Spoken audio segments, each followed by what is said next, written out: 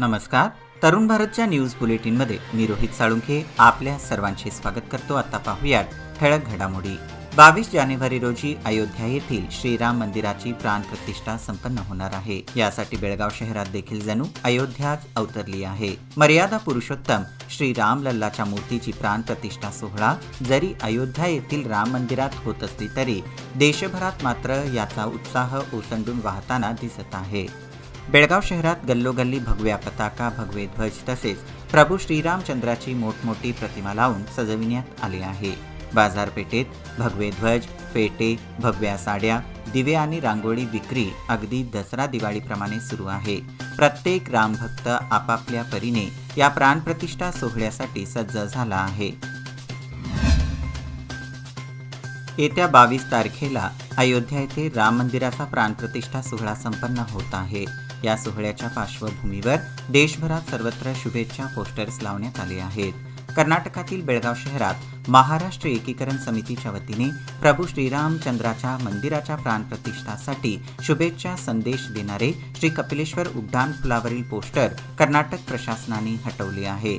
यामध्ये श्रीराम हे नावाचे मराठीत उल्लेख करण्यात आला होता. याचे पडसाद आता कोल्हापुरात उमटायला सुरुवात झाली आहे. शिवसेनेचे खासदार धैर्यशील माने यांनी या घटनेचा संताप व्यक्त करत निषेध नोंदविला आहे. तसेच प्रभू श्रीराम हे कोणत्याही जाती किंवा धर्माचे नाहीत, तर ते संपूर्ण हिंदुस्थानचे आराध्य दैवत आहेत. त्यामुळे हे मराठीतील फलक काढणाऱ्यांवर कर्नाटक प्रशासनाने कडक पावले उचलावीत, अन्यथा त्याचे गंभीर परिणाम महाराष्ट्रात दिसून येतील असे त्यांनी सांगितले.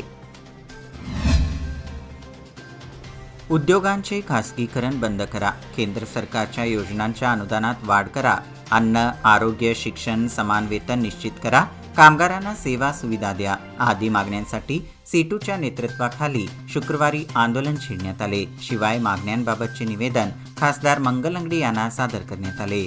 विविध मागण्यांकडे सरकारचे लक्ष वेधण्यासाठी राज्यात 23 ते 25 जानेवारी दरम्यान 28 आमदारांच्या कार्यालयांवर धडक देऊन आंदोलन छेडले जाणार आहे. याचाच एक भाग म्हणून बेळगाव येथील खासदारांना निवेदन देण्यात आल्याचे त्यांनी सांगितले. भक्तांची गैरसोय टाळण्यासाठी 21 ते 31 जानेवारी दरम्यान बेळगाव सौंदत्ती मार्गावर अतिरिक्त बस धावणार आहेत. 25 रोजी शाकंभरी पौर्णिमा आहे. या पार्श्वभूमीवर जादा बस सोडण्याचा निर्णय परिवहनने घेतला आहे. गतवर्षी झालेल्या शाकंभरी पौर्णिमेला भक्तांचा उदंड प्रतिसाद मिळाला होता. त्यामुळे उत्पन्नात भर पडली होती. यंदा देखील पौर्णिमेतील अतिरिक्त बस सेवेतून परिवहनला अतिरिक्त उत्पन्नाची अपेक्षा आहे. सकल मराठा समाज बेळगावच्या वतीने शनिवार दिनांक 20 रोजी लाक्षणिक उपोषण केले जाणार आहे. सकाळी 9:30 ते दुपारी 3 या वेळेत भारतरत्न डॉक्टर बाबासाहेब आंबेडकर उद्यान, सिव्हिल हॉस्पिटल रोड येथे उपोषण केले जाणार आहे. मराठा समाजाच्या आरक्षणासाठी आंदोलन करीत असल्याने मनोज झरांगे पाटील यांना पाठिंबा देण्यासाठी सकल मराठा समाजाच्या वतीने लाक्षणिक उपोषण केले जाणार आहे. यावेळी मराठा समाजाने मोठ्या संख्येने उपस्थित राहावे असे आवाहन करण्यात आले आहे. मोतीलाल चौक, भेंडी बाजार येथील श्री सिद्धिविनायक ट्रस्टच्या वतीने सोमवार दिनांक 22 रोजी महाप्रसादाचे आयोजन करण्यात आले आहे. अयोध्या येथील राम मंदिराच्या प्राणप्रतिष्ठा सोहळ्यानिमित्त बेळगावमध्ये महाप्रसादाचे आयोजन करण्यात आले आहे. दुपारी 12:45 महाप्रसादाला सुरुवात होणार असून नागरिकांनी महाप्रसादाचा लाभ घ्यावा असे आवाहन ट्रस्टचे अध्यक्ष रोहित रावळ यांनी केले. गोकाक तालुक्यातील देवगौडनहट्टी येथील सागर उद्दप्पा परसन्नवर यांचा 22 डिसेंबर 2023 रोजी अपघाती मृत्यू झाला.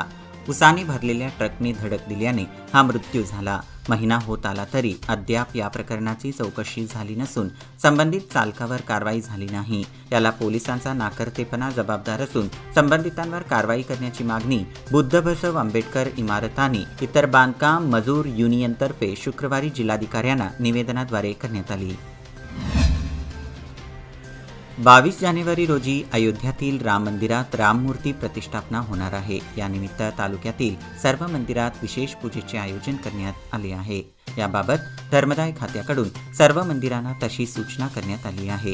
त्यानुसार तालुक्यातील धर्मदाय खात्यात नमूद असलेल्या 452 मंदिरांसह इतर सर्व छोट्या मोठ्या मंदिरातून विशेष पूजेचे आयोजन करण्यात आले आहे.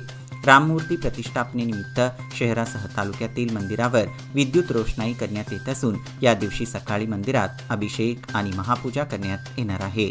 तसेच तालुक्यातील ग्रामीण भागात काही ठिकाणी महाप्रसादाचे आयोजन करण्यात आले आहे। 22 रोजी दुपारी 12:30 ते 1:30 या काळात मंदिरातून भजन आणि महाआरतीचे आयोजन करण्यात आले आहे। गोकाक शहरातील वाल्मिकी मैदान येथे जानेवारी 19, 20 आणि 21 दरम्यान 20व्या सतीश शुगर्स अवॉर्ड्स आणि सांस्कृतिक कार्यक्रम पार पडणार असून यासाठीची पूर्वतयारी अंतिम टप्प्यात येऊन ठेपली आहे। 19 जानेवारी रोजी सायंकाळी 5 वाजता या कार्यक्रमाचे उद्घाटन होणार असून कार्यक्रमाचे मुख्य संघटक रियाज चौगला हे विशेष निमंत्रक आहेत। याकरिता तयार करण्यात येत असलेल्या म्हैसूर येथील ललित महाल याची प्रतिकृती लक्षवेधी ठरणार आहे। या प्रसंगी कार्यक्रमस्थळी तब्बल 12,000 प्रेक्षक क्षमतेची आसन व्यवस्था करण्यात आली आहे। गुंजी येथील शेतवडीत असलेल्या ब्रिटिशकालीन पिण्याच्या पाण्याच्या विहिरीच्या वाटेवर पॅसेज सोडण्याकडे महामार्ग प्राधिकरणाने दुर्लक्ष करत असल्याने येथील महिला वर्ग व नागरिकातून तीव्र नाराजी व्यक्त केली जात आहे। सदर विहिरीचे पाणी गावातील नागरिक केवळ पिण्यासाठीच वापरतात, त्यामुळे त्या विहिरीच्या वाटेवर महामार्ग प्राधिकरणाने पॅसेज ठेवावा अशी सुरुवातीपासूनची मागणी होती। मात्र त्याकडे दुर्लक्ष करून त्या वाटेवरील रस्त्याचे काम सुरू करण्यात आले आहे।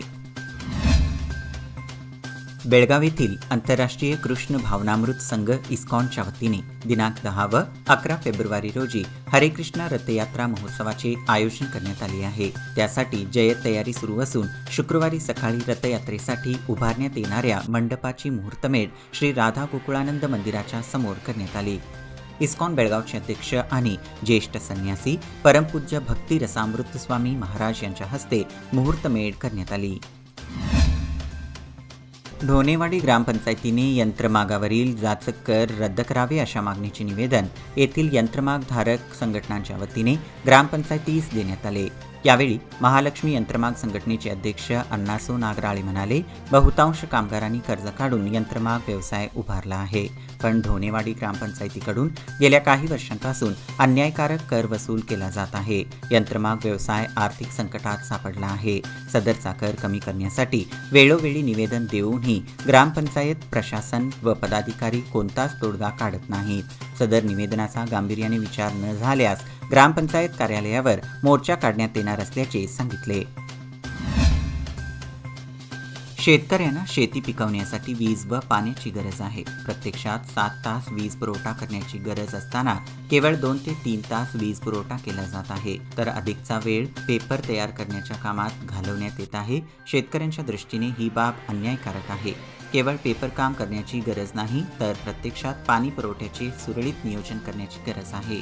वेळेत वीज पुरवठा करणे हेच फायद्याचे ठरणार आहे, असे आवाहन जिल्हा मध्यवर्ती बँकेचे अध्यक्ष रमेश कत्ती यांनी केले।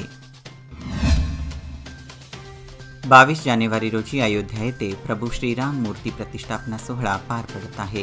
त्या पार्श्वभूमीवर देशभरात उत्साहाचे वातावरण आहे। या दिवशी निपाणी तालुक्यात मद्य तसेच मांस विक्री बंद ठेवावी अशा मागणीचे निवेदन श्रीराम सेनेच्या कार्यकर्त्यांनी तहसीलदार कार्यालय व नगरपालिका आयुक्तांना दिले। खाद्यतेलाच्या उतरत असलेल्या दराच्या पार्श्वभूमीवर सोयाबीनचे भाव 4,500 रुपये प्रति क्विंटलपर्यंत घसरले आहेत। या दरात उत्पादन खर्च देखील भागत नसल्याने दरातील घसरण शेतकऱ्यांसाठी अडचणीची ठरत आहे।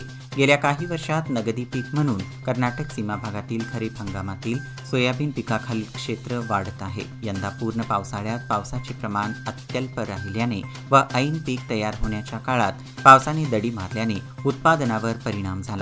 एकरी उत्पादन 2 ते 3 क्विंटलने कमी झाले आहे। सोयाबीन काढणी, पेरणी ते मळणीपर्यंतचा उत्पादन खर्च व सध्या मिळत असलेला दर पाहता उत्पादन खर्च व उत्पन्न याचा ताळमेळ बसत नाही। त्यामुळे सोयाबीन पिकवलेले शेतकरी हवालदिल झाले आहेत। याबरोबरच हे बुलेटिन इथेच संपलं। अधिक माहिती आणि ताज्या घडामोडींकरिता पाहत रहा तरुण भारत न्यूज चॅनल।